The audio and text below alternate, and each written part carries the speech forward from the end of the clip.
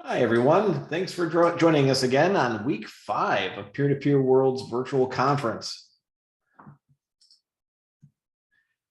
Couldn't have happened again without all the hosts and sponsors. And this session definitely couldn't have happened without Carrie and Julie, and more about that in a second. But yeah, please, hope you can join some of these other sessions going on today, later today. And if you can't catch them in real life, definitely everything is going to be recorded and shared out after the fact. It's been a great 5 weeks, and I'm glad we made it to week 5.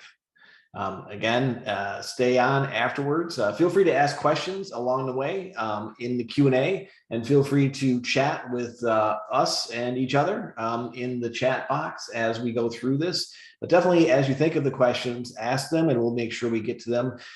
If we don't have time, we'll definitely follow up afterwards. But definitely ask your questions as you think of them, so you don't forget those. And be sure to stay on and fill out the survey. We'd love to hear what you liked, what you didn't, and what you'd like to see next year. We're thinking about doing this again, maybe not 5 weeks, maybe more like 3. But is there a workshop type style like this that we should do next year? And what should the topic be that you'd like us to dig in further for?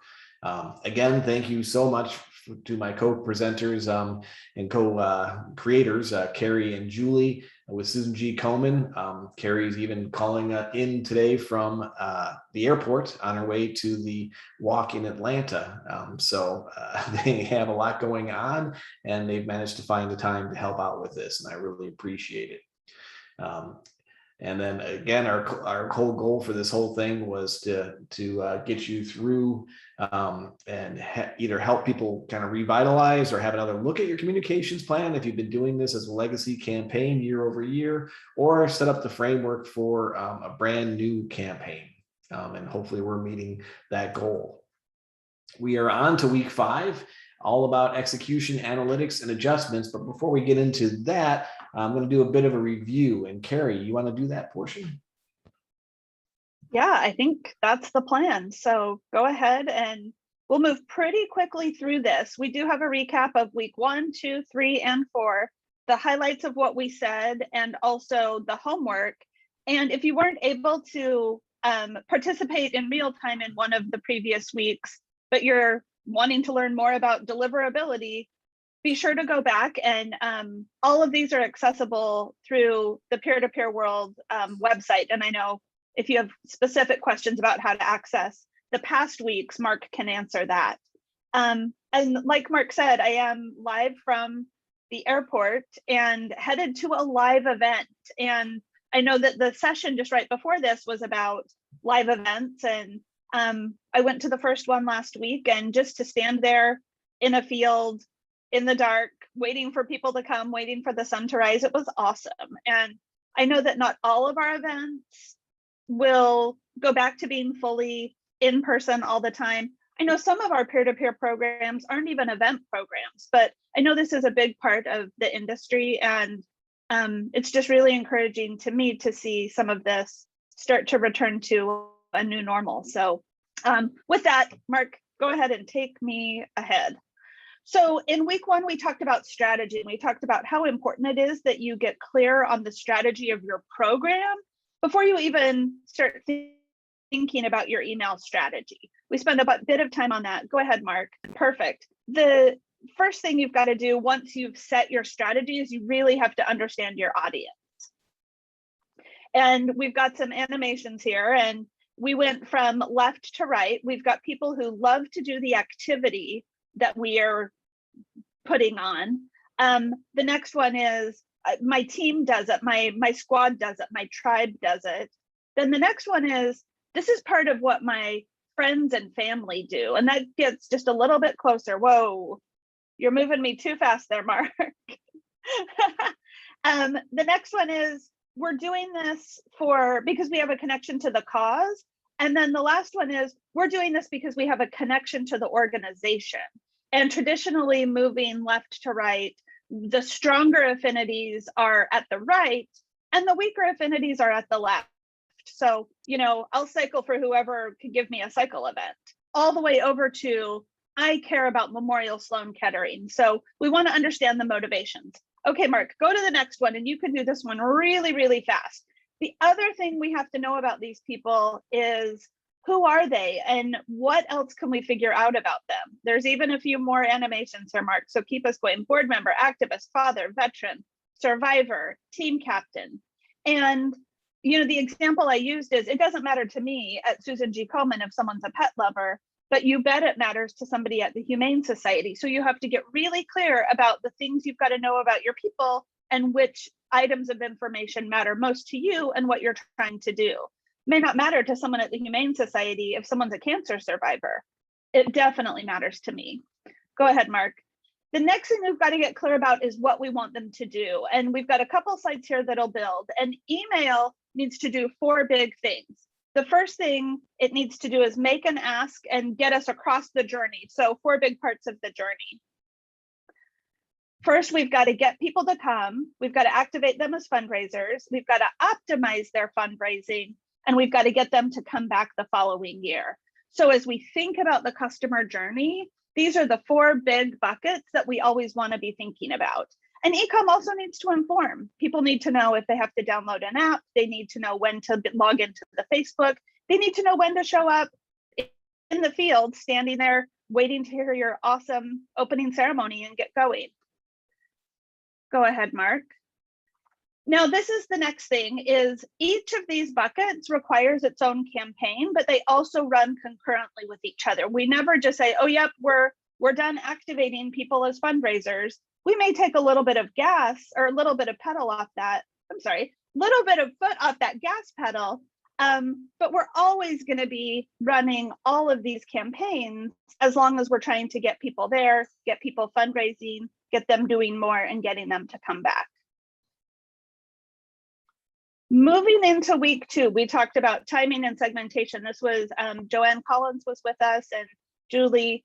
4 types of events: fundraising events, awareness events, activity-based events, and high commitment events. And the first thing we've got to do is get really clear about which kind of event we're running. Then thinking about those 4 different kinds of events, Joanne and Julie talked about how you'll have different segmentation priorities depending on what kind of event you're running. If it's activity-based, we're going to be talking with them a lot about what they're doing and the team captain status and how their team is doing. If it's fundraising based, we're going to be talking with them more about fundraising, how they're doing, how they've fundraised in the past, and things like that. So first of all, just getting clear on which type of event you're running, then starting to set your segment priorities. We also talked about frequency. Don't send something unless you have something to say. Keep us moving here, Mark. And we provided some sample roadmaps and how you can start to map all of that out. And again, all of this is covered in week 2. In week 3, we shifted to calls to action and content. Make the asks and inspire the action. Again, these are the 2 things. Clear calls to action, make the ask, and awesome content will inspire the action. So we tried to think about, why do we even establish what we call working calls to action? Mark, there are a couple animations on this slide, and you can go ahead. I think it'll be 3 clicks. Perfect. So we want to be sure that we're establishing what we're calling working calls to action. Again, no points for style. This is not the message that will ultimately go out. This is the core point of the message. It gets us really clear on priority. It provides the foundation for everything else.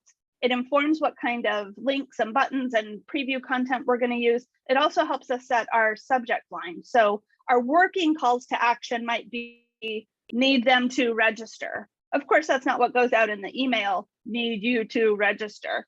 But we establish that so we can get really clear on the strategy. Go ahead, Mark. And then we started talking about how we are going to map all of these things out before we actually start to write the comms. I know sometimes we start writing and writing and writing, and we're like, now, what do we think the subject line should be? No. We're going to map these things out, these 6 things on this slide out before we even start copywriting. This next part we talked about, go ahead, Mark, there are a few animations here.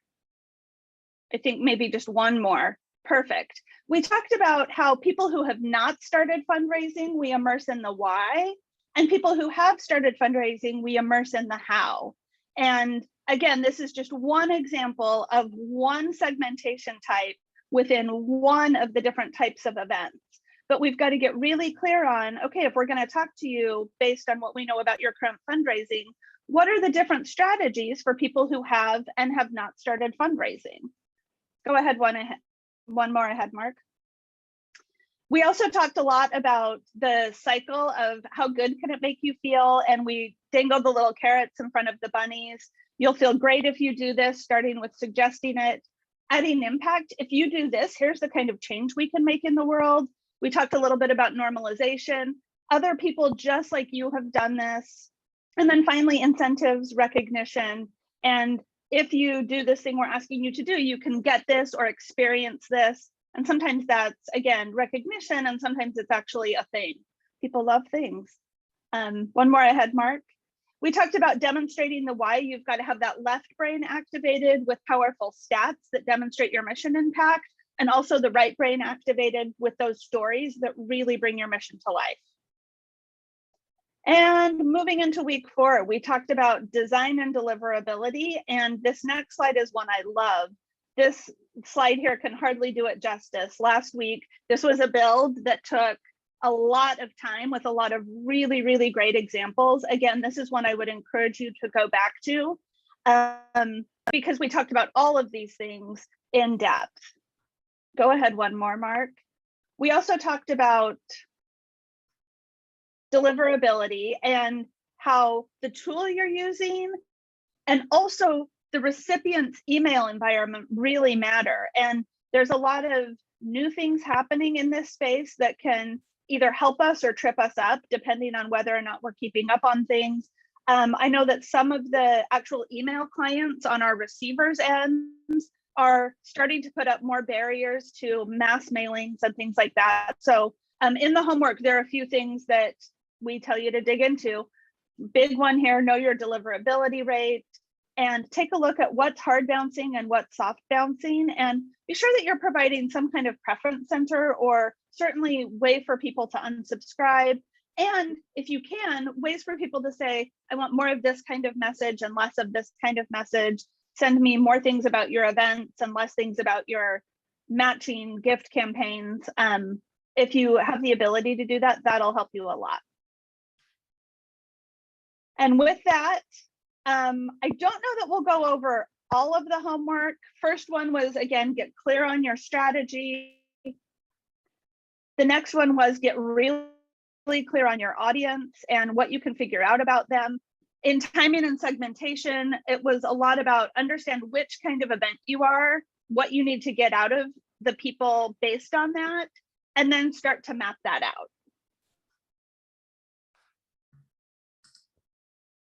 Here was a sample map for mapping your message strategy. This was in week 3, getting really clear on the segment, what we need to accomplish, and then making sure you're clear on your toolkit wish list.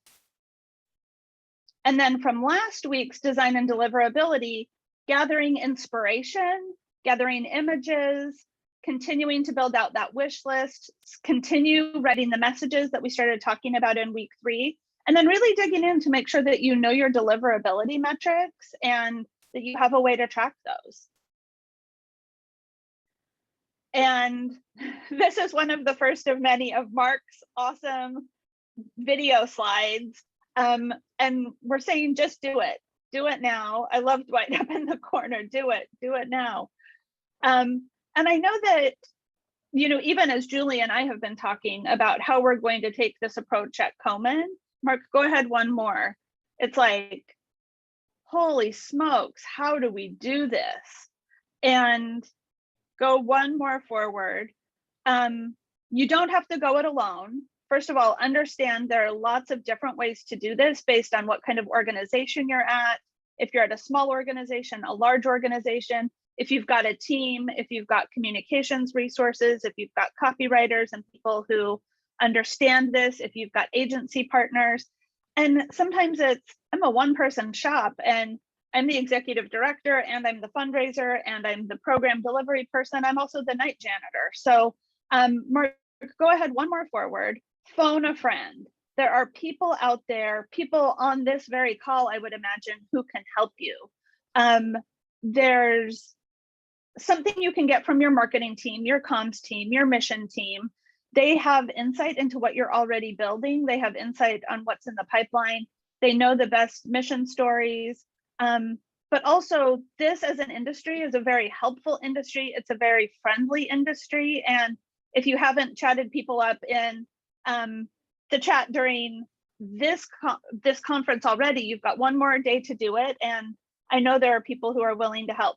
I'm here, Mark's here, Julie's here. Always happy to just push ideas around because we can all learn from each other. With that, I'm going to take a sip of water. You're stuck with me for another 90 seconds, maybe, as we kick off this week, execution, analytics, and adjustment. And I said to Mark, you know, I'm not going to be able to talk tactically about execution and analytics and adjustment, but I can talk strategically about those. So remember, all the way back to the front, we have to articulate the program strategy before we even think about our e-com strategy. Go ahead, Mark. We also talked about articulating the message strategy before we start writing. So with each of these things, we're getting very clear about what we want to accomplish. And in doing that, we need to start to set the things that we're going to be measuring. So here, as we go into analytics and tweaking it, we need to know what we want to measure before we want to measure it. We're going to go back to this slide. It's got to build here, 2, 3, 4.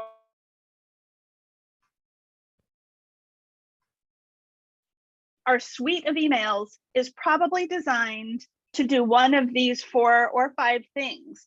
So we've got to get really clear about how we want to measure that at the end of the day. And Mark's going to talk a little bit more about industry standards for opening and industry standards for clicks.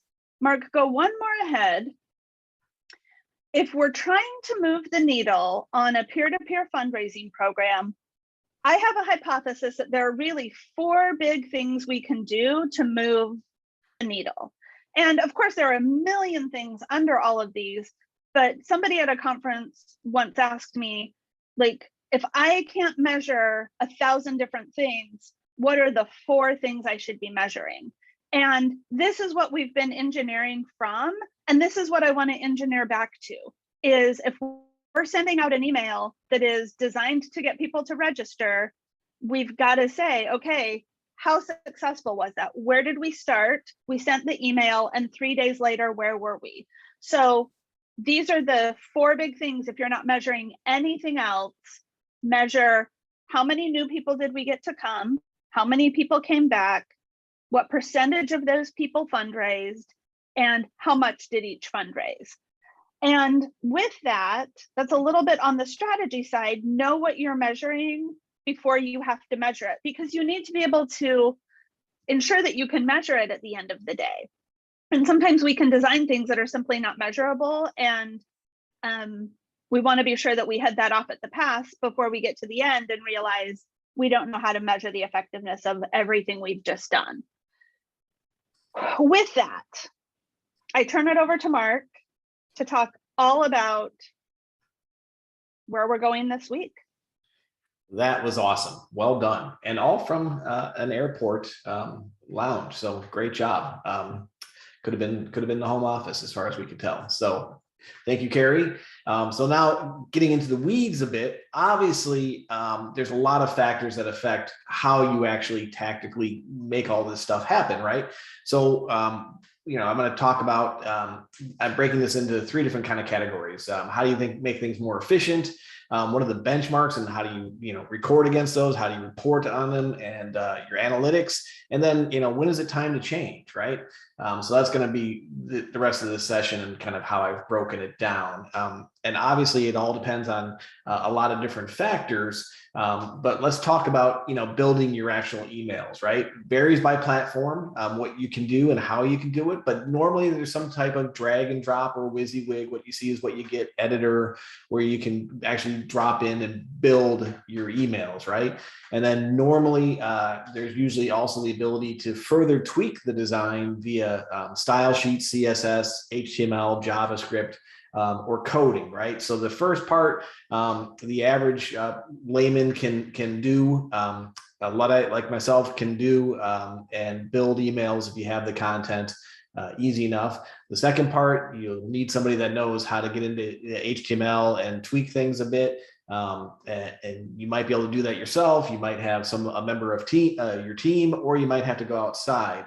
Quite often the platforms themselves will offer this service, but normally you can go through agencies like ourselves for a substantial discount off of what they would charge you to make those customizations to your system. But know that that is all part of the build system, and also know that your platform should hopefully provide some levels of personalization and customization based on how your participants and donors have interacted or not with your system. And if your platform doesn't do that, then it might be time to look at a new platform, because that's really where you can create the power, and more on that here in a second. The actual email sends, again, varies by platform, but you should be able to create your audiences. How difficult that is depends on your platform and whether or not it's integrated with your peer-to-peer registration and donation platform, or if it's separate. Maybe that's, even though it's separate, it might still have a great integration and allow for very easy creation of your audiences and conditionalization of messaging. Hopefully you can also schedule those messages, right? We've been banging that drum a lot in this is set it up, schedule it, and change it when you need to. But also take advantage of the autoresponders and system generated emails. More on that in a moment. Reporting. We talked about it a little bit last week. We'll talk about it more here. Obviously, look at your open rates. More importantly, your click-through rates, because there's a lot of factors that affect the actual open rates now that iPhone is changing their requirements and what the operating system is actually going to be doing, showing everything as an open. But so click-through rates and action taken rates, like actually completing registration or donation. Also, again, look at your hard and soft bounces. Again, wherever possible, pre-bake your messages. This session, this workshop is all about emails, but also your social media posts. There's great tools out there that you can use to schedule those. Your direct mail postcards, set that all up, save them, SMS, text messaging, pre-bake that wherever possible, set it up and adjust it as necessary. But again, maximize those autoresponders, right? The system will send out automatic emails, thank yous for registering, thank you for donating, but normally they'll go beyond that, even to milestone badges based on fundraising amounts, or if it's a physical event and it has that integration, you've reached a certain milestone and you're running or walking or biking, that type of thing. But make sure you send the right message at the right time. And again, make sure there's a clear call to action, or just a thank you. And maybe there's not a call to action. There's obviously times to ask for something additional. And there's times to just say, hey, thanks, right? And sometimes it's both. And again, wherever possible, personalize that message. Make them feel like you really see them and what they're doing for you. Maybe it's updating their personal page. Maybe it's the fact that they've received their 10th donation. Or again, those milestone badges. Maybe it's the fact that they've exceeded their fundraising goal by 50% or something like that. As you're building all this stuff and you have all this content, make sure it's just not on your or one of your coworkers' desks, desktops. Make sure that you have a backup copy that's shared with the appropriate team members, or at least available out there, so that if something happens, someone leaves, there's turnover, what have you, you have backup copies of the emails, web page content, social media posts, all your images, all your assets, all your branding, all your photos, every videos, all of that. All right, now let's shift into reporting a bit and talk about, we're going to mainly focus on quantitative numbers and stats, things you can actually put a measurement to versus qualitative, but both is important, right? You want to get feedback, you want to find out how people enjoyed the experience or not, and get that response. But let's talk about what to track, right? What are the KPIs, the key performance indicators that you need to track back to the goals and strategies that you set out, before we even got started, right? As Carrie mentioned, know what you want to track before you track it. What are your projected performance targets? How will you track performance against those KPIs, and how often? I'm going to cheat and tell you the answer is at least weekly, maybe daily, depending on when you're doing this. But make sure you're updating and sharing those statuses. And I'll give you some examples here in a minute. And also be sure to understand the difference between what your goals are for the budget and the best case, right? You might have a great performance goal, overachievement goal, right? And then there's what you need to do to hit your budget to ensure that the event happens again next year, or campaign. We've been saying event a lot, but maybe it's a virtual campaign, right? And so feel free, I don't know, Carrie or Julie, if you have anything to add here or anywhere, let me know. Well, I will. And again, the chat's there, the Q&A is there. Definitely, if you have any questions or thoughts on any of these, again, the tactical, we can only go into so far because so much of it is system dependent or process dependent, depending on your organization, and also campaign dependent. But tracking performance, know what you want to measure so you can build it properly, right? Did they open? Again, open rates are not going to be very valuable moving forward. It's the click-through rates, it's the action taken rate, the registrations. Did they form a team? Did they fundraise? How much did they fundraise? Did certain groups do more than others? Be sure you understand your system, what your system will do to make it easier. Run those reports, but make sure you're getting all the reports you need, but definitely take advantage of the platform you're using and what default default reports and dashboards the vendor puts in front of you, and utilize those. When will you measure it? Obviously, throughout the campaign, do a postmortem after the campaign, see what worked and what didn't, and be ready to look at it right after that campaign and then leading into prior to as you're planning for the next season.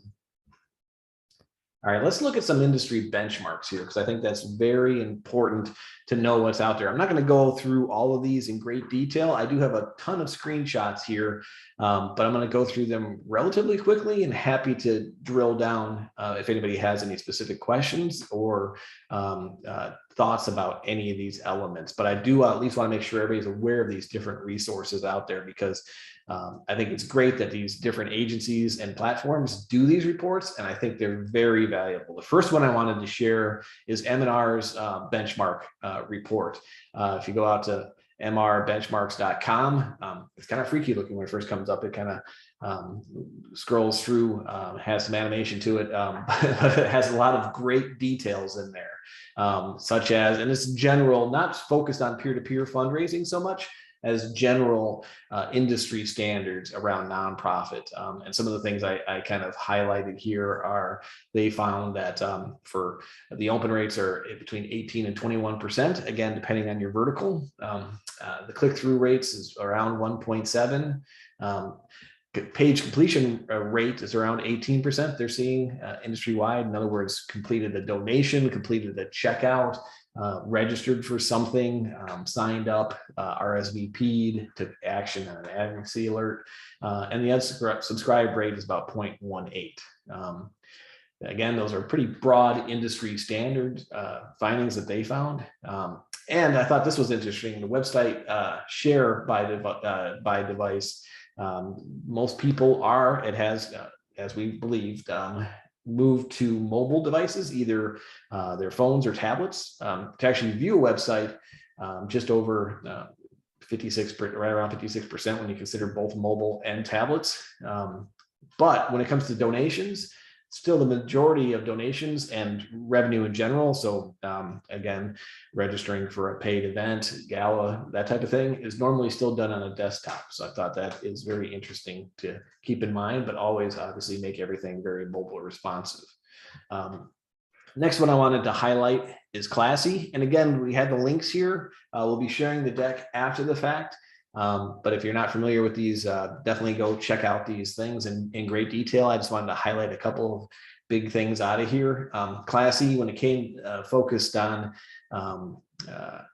donor page conversion rates, they saw 22%. Event checkout conversion rate is 43%.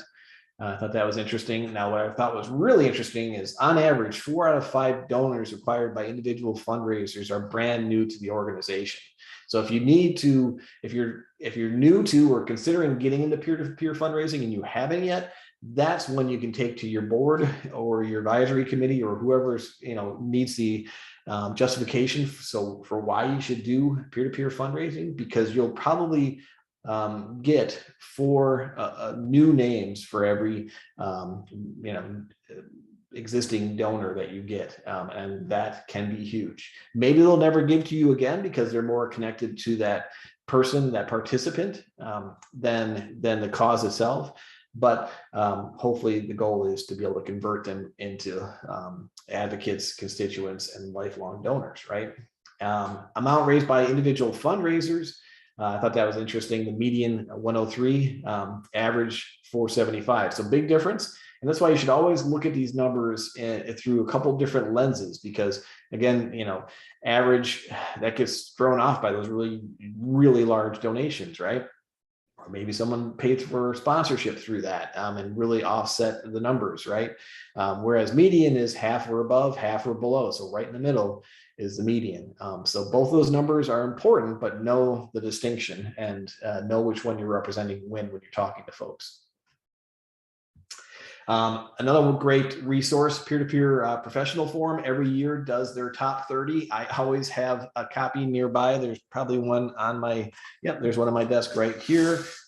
So this is specific to the biking events, but I always have it in my mess of a desk handy. And I thought, last year obviously was very hard on everybody. The top 30 was no exception. They saw about $500 million less in revenue between those top 30 events, and participation was down nearly 64%.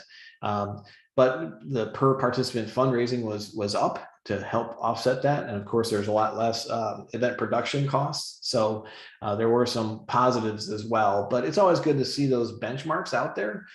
While you may not be of this size, you might be a very small organization that's looking at this and goes, what does this have to do with me? The trends still show and affect and are shared across the board.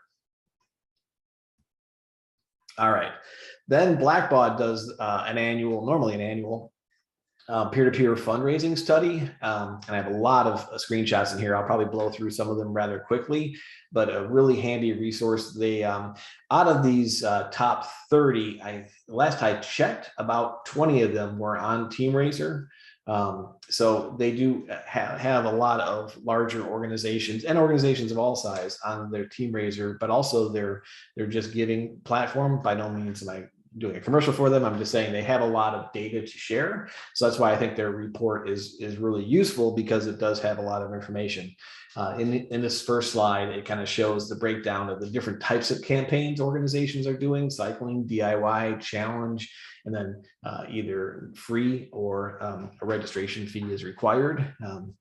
And they explain how they broke that down and why in the guide. And then they showed the online fundraising average 2019 versus 2020. Fundraising was down, obviously, but I thought it was kind of interesting looking on this next slide. The average number of gifts was down, but the average donation itself was up. And I think that's a trend that many saw. While there was less participants and less donors, those individual donations were larger overall. Online personal donation amounts, who gave during registration flow or after the fact donated to themselves. I thought this was a really interesting stat, and it comes up again in another guide, another benchmark report. New participants, a returning participant is worth about 3.5 times or 3.75 as much as a brand new participant, because they're going to fundraise more for you, right? Overall, a new participant brought in on average $121 from all their donors, and a returning participant brought in $299. That's important to why you want to make sure your participants are happy and why they come back and do it again.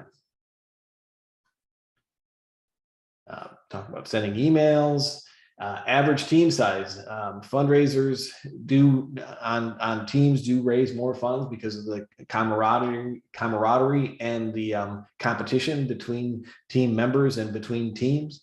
Team fundraising is always a recommendation. The average team size definitely is different based on the type of campaign. You see that DIY team size is so small. One of the reasons for that is there's many DIY campaigns that don't even have teams or offer the team ability to create teams, even though the platform does. They'll turn off the team functionality there because it's more of a individual type campaign, depending on how it's set up. There's no right or wrong way to do those, but that's probably one of the reasons why that number is so low. We do it on time. All right. This is all about Facebook fundraising. A lot of stats in there about that as well.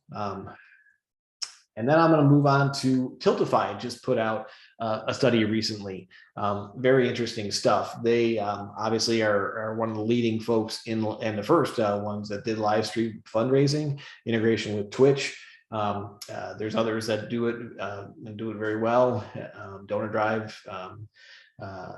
Plenty of others, but they did this report really focusing on their campaigns. And I thought, again, coming back to first-time fundraisers versus repeat participants shows the value of somebody. So someone for their findings with their clients, a first-time fundraiser raised $842, whereas a repeat fundraiser that's done it 3 or more times brought in $2,277. So that's a crazy improvement. So, and important to know. And again, a reason to keep your participants happy and make them want to come back. And the speed of gifts is really crazy because, again, normally this is live stream fundraising, so it happens during a specific time frame. Maybe it's an entire day, maybe it's an hour. So gift number of transactions per second and gift totals can be really impressive with those, but they are short-lived campaigns in most cases. All right. So again, things to measure throughout. We're beating this drum. Registrations, re-registrations, again, because of those previous numbers, you want to know who's coming back because you can hopefully rely on them to raise more versus new registrants, right? When you're reporting on your fundraising, activation versus fundraisers, who's basically a participant, right? They're registered, but they're not fundraising, and who are your fundraisers? And then break out your reports based on total amounts, averages, medians, and then also break it out of what's your average and median for the fundraisers, excluding the $0 participants, and inclusive of them. So look at it both ways so that you can really see, okay, of the folks that are fundraising, what are their numbers? So, because quite often, especially if you're doing like a walk or a 5K, you're going to have a lot of participants and fewer fundraisers. So you'll want to take those participants out of your reports and look at them through that separate lens while also looking at them in totality. Measure throughout the campaign, days and weeks out from the event, or if it's a virtual campaign, if you have a milestone that you can compare it to, look at those, registration numbers, donations, team sizes, number of teams. And then you can look and find those gaps over time. And here's an example. It's a bit of an eye chart, of course, but here's an example of the Susan G. Komen 3-day from a few years back. and a couple of the cities, Michigan and the Twin Cities, looking at comparing 2016, 2017, 2018, and 2019 from as many as 54 weeks out, because correct me if I'm wrong, Carrie, but they launch all the events registrations at the same time. So some of them will be a year away and some of them will be a little over or a little bit less than a year. Usually it's at least a year away. Did I say that right, Carrie? Yeah, you did. We usually open registration for the 3-day at the first 3-day of the year. So like you said, Mark, we could have an event in Boston in August and we'll open registration for the next year, meaning our San Diego walkers may have been registered for 16 months. And they've been doing reports on this for as long as I remember. I was working, Carrie and I were both working at Event 360 back in 2004. Yes. We're old. I'm old. You're long time ago. you were a young pup when you came. I was already old.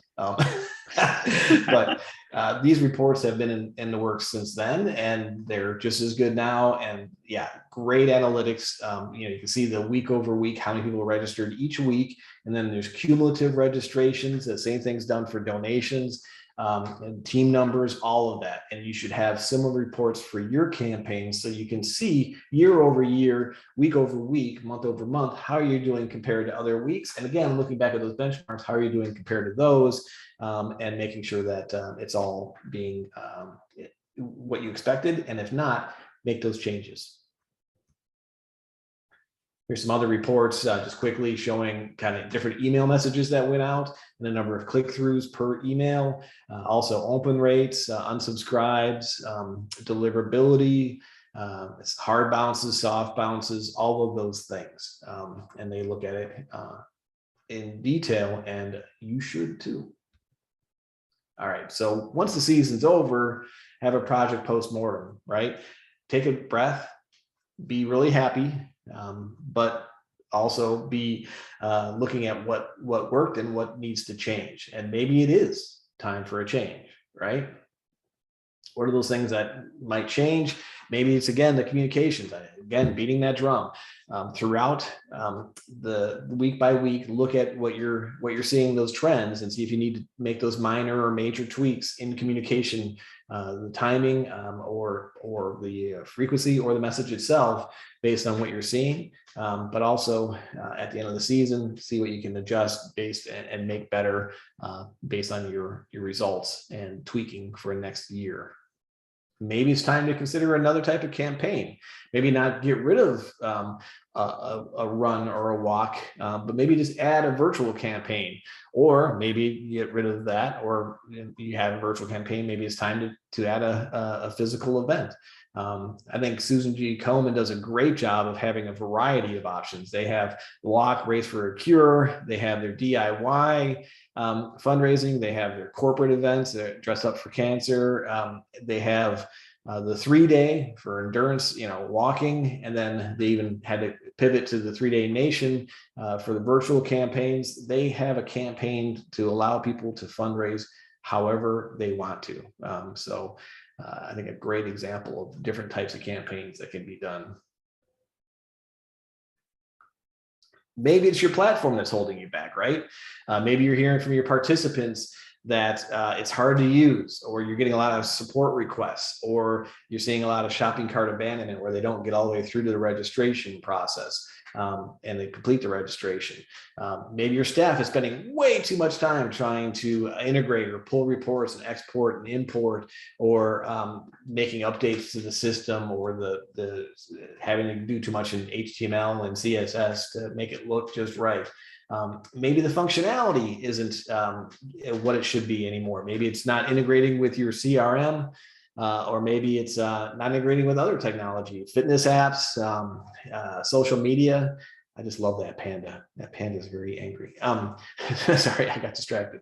But whatever it is, know that there's a ton of platforms. I'm aware of at least 50 different peer-to-peer fundraising platforms. We did a guide in the most recent version was 2018. We just have updated it so there's an online version of this. and it's at p2p.cathexispartners.com. Check it out. You can kind of compare different types of platforms. In the new online version, we created 3 different kind of buckets: no and low monthly fee platforms, mid-market platforms, and enterprise level platforms. So you can kind of look and see different ones that are available. We just launched that recently. We're continuing to update it. It's going to be kind of dynamic. So, or if you ever want to help assistance finding a new platform, give me a call. I do everything from just offering up advice free of charge to doing full consulting engagements where I walk all the way through the collection of requirements to creating the RFP to connecting up with different vendors that fit those, matching requirements with capabilities, and then setting up demos, and then all the way through the contract signature. So as much as, or as little of that as you want some assistance with, or if you just want some advice, or if you just want to tell me what you chose and why you chose it, I love that stuff. I can't get enough of all of this technology, and please let me know how you're doing in that process. All right, maybe it's staffing, right? Maybe you need to make a change with staffing. Maybe you need to build your team, or maybe you need to make a change and bring in some new blood. All right, all of that said, homework. This is the home stretch, people. Get that content library together, a shared drive out on the server, or depending on your environment, get backup copies of all your email content. Your email calendar could be as simple, and should probably just be a simple spreadsheet of all the different emails. And then advancing that on, also your postcards, if you're doing any direct mail, and your social media posts, right?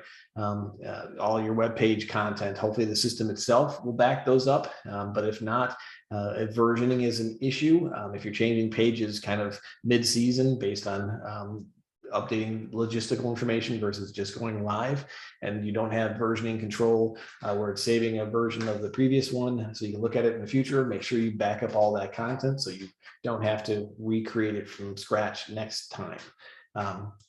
Build all your emails.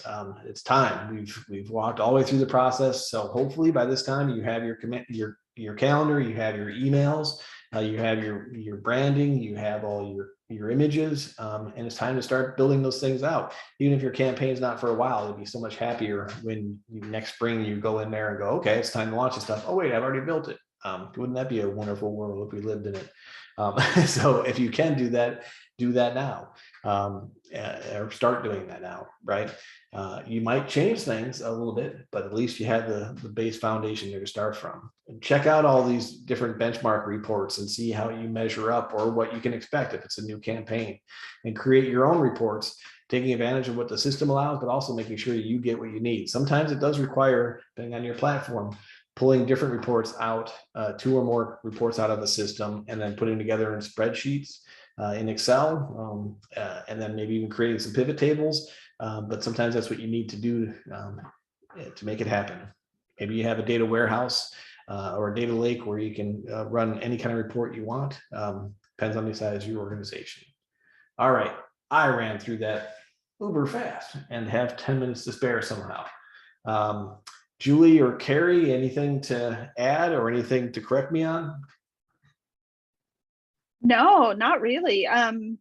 There are no questions as of right now, and nothing in the chat that I can see. And again, I'm a subject matter expert on a few things, and this is definitely not one of them in terms of like execution on emails. So I appreciate you talking everyone through all the nooks and crannies of that. Julie, anything you would add based on what we're going through right now with our e-com adventures? Yeah, I'd love to add one of the things that Komen is doing out of necessity from, and I can turn my camera on, out of necessity because of how we have restructured our e-com program and put things together, is we are having to do some really quick reaction to develop and provide emails to our markets depending on what sort of issues they might be having at the moment. Perhaps they are not getting a lot of folks who are hitting that $100 level to earn their event shirt. Perhaps they're really low on returning participants year over year, and so they're trying to get that back. Perhaps they're really low on survivors coming back, and so they're really trying to increase those numbers. And so one of the things that Carrie and I have talked about as we look forward to the development of our email program for next year is really trying to make sure that we develop some of those kind of one-off emails that are not going to be part of the plan, but will be available for markets to deploy at a moment's notice when they have an instance come up. So we're almost just going to have these things set up in reserve for us so that they can be popped out whenever an instance arises, and they'll be able to make them personal and really tailor them to their event, but having the framework set up for them so that they can, okay, we're having this sort of concern and this is what we want to do, having that in reserve for them to be able to use. And I think we're really looking at how can we expand on what are all of the different scenarios to think through so that we can have them set up in advance and so that we're not rushing once we are doing our mid-season dive through the numbers and we're seeing some issues. So I'm really looking forward to that. And I mean, I have to tell you, I was on this presentation here as someone kind of leading things, but I myself have taken a lot of notes. I hope everyone out there has as well. And I know I have grown and will be taking a whole lot back and making some changes. So thanks everybody for having this opportunity to be on here and joining us. And that's all I have to add from my Komen side, at least at the moment. I love that, the idea of a catalog of exceptions, right? So you have your communications calendar, but then you have, break glass in case of, message catalog as well, right? And, if this, then this, and you don't need to have the full message, but you need to have those bullet points, right? Because the rest of the messages are kind of, insert specifics around your campaign here or your location. I love that. Carrie, anything else? We'll let you know how it goes. Yeah, please do. I don't know, Carrie, if you had anything else to add. I don't think so. I just think, to echo Julie, we've had a lot of fun putting this together, and it's given us a lot of different ideas of ways that we can get our own shop a little more tightly in order. So we'll be eager to hear if other people take some of this and leverage it. If people have completed homework that they want to send over and share brilliant thoughts, we're always open to learning, and sometimes putting something like this together is great for establishing the frameworks that we're going to use going forward. So we've gotten a lot out of this as presenters. Yeah, well, thank you so much, Julie and Carrie, for doing this. It couldn't have happened without you. It would have happened without you, but it wouldn't have been anywhere near as good. So thank you for that. And we're in the process of actually working on putting this together as like a separate workbook, so that people can kind of go through as we have in this series and create from scratch, front to end, a campaign strategy. So that should be coming out in the coming, I'm going to under promise, in the coming months, hopefully sooner than that. But keep an eye out for that. And yeah, if you have any other ideas for future sessions, if you have a topic you'd like to talk about yourself, we love talking with or having nonprofits speak. Obviously, just me as a talking head, who cares? But all that people that sit in the same seats as you is who you are best going to learn from. And thank you so much, Carrie and Julie. Again, thank you everybody for attending, and please share your feedback. Thanks for the chats on this, I see, and thank you all. And feel free to share any other thoughts in the survey at the end of this. Thanks, and have a great rest of your day.